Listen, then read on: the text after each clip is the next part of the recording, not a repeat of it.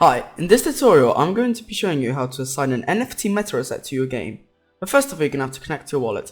Now if you don't know how to connect to your wallet, there will be a YouTube video on our YouTube channel that will explain how to do that.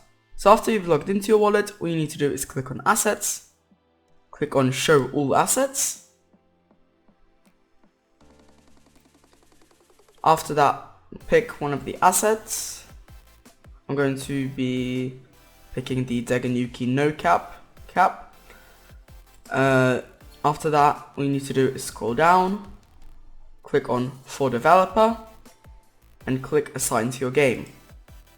Then here you need to select your game, click Assign. As you can see, the asset has been successfully assigned.